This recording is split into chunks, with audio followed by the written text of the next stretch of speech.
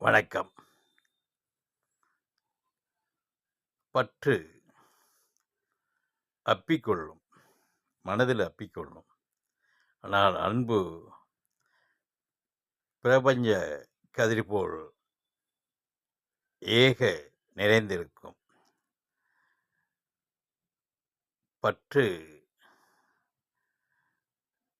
விட அன்புதான் சிறந்தது. பற்று அப்பிக்கொள்ளும், மனதில் அப்பிக்கிட்டு அது நினைவாகவே தொந்தரவு செய்யும். ஆனால் அன்பு அப்படி அல்ல.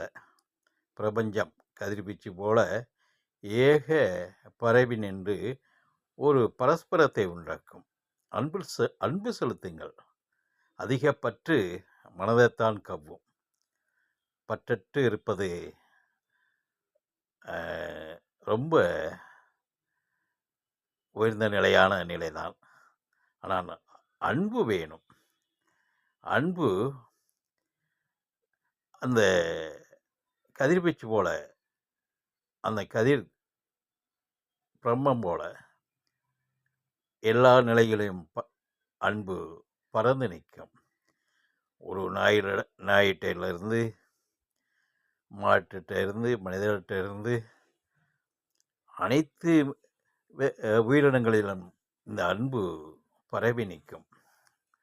ஆனால் பற்றுங்கிறது நம்ம வைத்தோமானால் அது மனதில் போய் அப்பிக்கொள்ளும்.